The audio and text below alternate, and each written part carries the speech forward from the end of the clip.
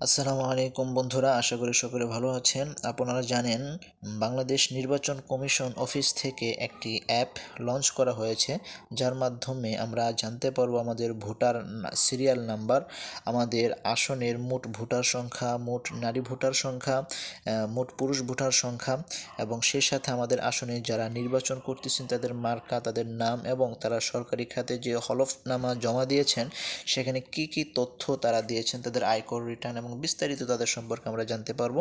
তো সেই বিষয়গুলো আমরা একে একে সবগুলো জানবো ইনশাআল্লাহ। এর জন্য আমাদের সেই অ্যাপটি প্রথমে ডাউনলোড করতে হবে। আমি অ্যাপটি ডাউনলোড করে নিয়েছি। আমি এই অ্যাপের লিঙ্ক ডিসক্রিপশন বক্সে দিয়ে দেব, প্লে স্টোর থেকে এই অ্যাপটি পেয়ে যাবেন। তো প্রথমে আমরা এই অ্যাপটিতে প্রবেশ করব। তো অ্যাপটিতে প্রবেশ করার সাথে সাথে আমরা এরকম একটা ইন্টারফেস পাবো। এখানে আমরা দুইটি অপশন দেখতে পাবো, একটি হচ্ছে তফসিল ঘোষিত নির্বাচনসমূহ আর একটি হচ্ছে পূর্ববর্তী নির্বাচনসমূহ। আমরা যে তফসিল ঘোষিত নির্বাচনসমূহ এটাতে ক্লিক করার পর জাতীয় সংসদ নির্বাচন নামে একটি অপশন পাবো, আমরা সেখানে ক্লিক করব। তো আমরা সেখানে ক্লিক করার পর এরকম একটা ইন্টারপেজ আমরা পেয়ে যাব। এখানে আমাদের বিভাগ সিলেক্ট করা হতে পারে। আমাদের এখানে ঢাকা বিভাগ সিলেক্ট করা আছে। আপনার যে কাঙ্ক্ষিত বিভাগ সেটা আপনি আপনার মতো করে সিলেক্ট করে নেবেন। আমি এখান থেকে ময়মনসিংহ যে বিভাগটি রয়েছে আমি সেই ময়মনসিংহ বিভাগটি সিলেক্ট করে নিলাম। এখানে ময়মনসিংহ বিভাগ সিলেক্ট করার পর এখান থেকে আমাদের যে জেলা সেটা সিলেক্ট করতে হবে। আমি এখান থেকে আমাদের যে জেলা, এখানে আমাদের ময়মনসিংহ বিভাগের যে জেলাগুলো রয়েছে তার মধ্য থেকে আমি জামালপুর জেলাটি সিলেক্ট করে নিব। তো জামালপুর জেলা সিলেক্ট করার পর এখানে জামালপুরের যে সংসদীয় আসন, 5টি আসন রয়েছে, সেই 5টি আসন কিন্তু একে একে এখানে দেখাচ্ছে। তো এখান থেকে আমি জামালপুর যে মেলান্দহ মাদারগঞ্জ 3 নাম্বার সংসদীয় যে আসনটি, আমি সেই 3 নাম্বার সংসদীয় আসনের বিস্তারিত জানতে চাচ্ছি। তো আমি এই 3 নাম্বার আসনে ক্লিক করব। তো বন্ধুরা, 3 নাম্বার আসনে ক্লিক করার পর এরকম একটি ইন্টারপেজ আমাদের সামনে চলে আসবে। তো এখানে আমরা কিন্তু বেশ কিছু বিষয় আমরা এখান থেকে জানতে পারবো। যেমন এখানে আমরা প্রথমে আমাদের এই আসনের মোট ভোটার সংখ্যা জানতে পারবো, তারপর পুরুষ ভোটার সংখ্যা জানতে পারবো, মোট নারী ভোটার সংখ্যা জানতে পারবো, মোট তৃতীয় লিঙ্গের ভোটার সংখ্যা জানতে পারবো এবং সেই সাথে এখান থেকে জানতে পারবো যে আমাদের এই আসনে মোট কেন্দ্র কতগুলো রয়েছে। আমাদের এই মোট কেন্দ্র সংখ্যা কিন্তু আমরা এখান থেকে জানতে পারবো। এটা জানার পর এর পরবর্তীতে যে বিষয়গুলো রয়েছে সেগুলি কিন্তু আমাদের এই আসনে যারা প্রার্থী রয়েছেন তাদের নাম এবং সেই সাথে তাদের যে মার্কাগুলো কিন্তু এখানে মোট প্রার্থী তাদের নাম এবং মার্কা কিন্তু এখানে শো করছে বা দেখাচ্ছে। এর মধ্য থেকে যদি আমরা কোনো প্রার্থীর বিস্তারিত জানতে চাই তাহলে তার যে মার্কা আছে আমরা সেখানে ক্লিক করব। সেখানে ক্লিক করার পর কিন্তু তার ব্যাপারে যে বিস্তারিত সেগুলো কিন্তু আমরা এখান থেকে জানতে পারবো। যেমন আমরা তার হলফনামা জানতে পারবো, আয়কর রিটার্ন জানতে পারবো, নির্বাচনী ব্যয় ও ব্যক্তিগত সম্পত্তির যে বিবরণী আমরা জানতে পারবো। এই বিষয়গুলোর মধ্যে ক্লিক করলে আমরা আরও বিস্তারিতভাবে জানতে পারবো। তো যাদের প্রয়োজন আপনারা দেখে নেবেন। এখান থেকে আমরা বের হয়ে আসলাম।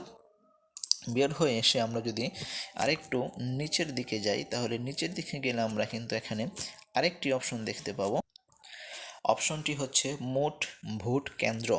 আমরা যদি এই আপনার আসনের কোন কেন্দ্রটি কোথায় অবস্থিত এটা যদি আপনারা কেউ জানতে চান তাহলে এখানে যে মোট ভোট কেন্দ্রের নিচে কেন্দ্র নামে একটি অপশন আছে, সেখানে আমরা যদি ক্লিক করি তাহলে এই আসনের মোট যে কেন্দ্রগুলো সেগুলো কিন্তু আমরা এখানে দেখতে পাবো। যতগুলো কেন্দ্র রয়েছে তো এগুলোর নাম, এই কেন্দ্রটি কোথায় অবস্থিত এটা যদি আমরা কেউ জানতে চাই তাহলে আমাদেরকে ওই কেন্দ্রের উপরে ক্লিক করতে হবে। যেমন আমরা এখান থেকে এই যে একটি কেন্দ্র রয়েছে তার যদি বিস্তারিত জানতে চাই তাহলে আমরা যদি এই কেন্দ্রতে ক্লিক করি, ক্লিক করার পর কিন্তু এই কেন্দ্রটি কোথায় অবস্থিত সেটা কিন্তু আমরা জানতে পারবো। যেমন এই যে আমরা নিচে দেখতে পাচ্ছি এই কেন্দ্রটি, এখানে যদি আমরা এই যে দিক নির্দেশনা নামক একটি জায়গা, এই জায়গাটাতে যদি আমরা ক্লিক করি তাহলে কিন্তু সেই কেন্দ্রের যে লোকেশন, সেই লোকেশন কিন্তু আমাদের সামনে চলে আসবে এবং নিচে এই কেন্দ্রের ছবিও কিন্তু আমরা দেখতে পাচ্ছি।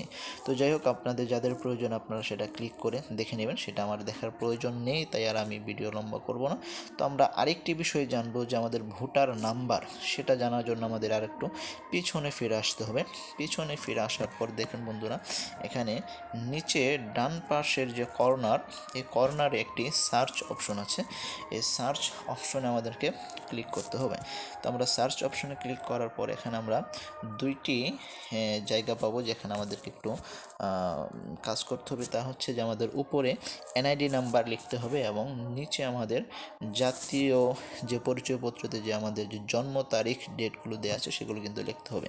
তো আমি লিখে দিচ্ছি, আপনারা আপনাদের সঠিক তথ্যগুলো এখানে দিয়ে দিবেন।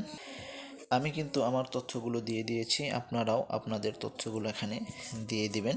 দেওয়ার পরে এখানে যে সার্চ অপশন আছে, এই সার্চ অপশনে যদি আমরা ক্লিক করি, এই সার্চ অপশনে ক্লিক করলে কিন্তু আমাদের যে ভোটার নাম্বার, আমাদের ভোটার ক্রিম নাম্বার এবং আমাদের যে কেন্দ্রে ভোট দিব সেই কেন্দ্রের নাম এবং কি কেন্দ্রের ঠিকানা, সেগুলো কিন্তু আমাদের সামনে চলে আসবে। এবং সেই সাথে সেই কেন্দ্রটি কোথায় অবস্থিত যদি লোকেশনে দেখতে চান, এই দিক নির্দেশনা এই জায়গাতে যদি আমরা ক্লিক করি তাহলে কিন্তু আমাদের সেই লোকেশনটাও দেখা যাবে এবং সেই সাথে কেন্দ্রের যে ছবি, কিছু ছবিও কিন্তু এখানে দেয়া আছে। আরও তথ্যবহুল ভিডিও পেতে এবি ভিডিওসটি সাবস্ক্রাইব করে বেল আইকনটি বাজিয়ে রাখুন। সেই সাথে আপনার মূল্যবান মতামত কমেন্টের মাধ্যমে জানিয়ে যাবেন। ধন্যবাদ।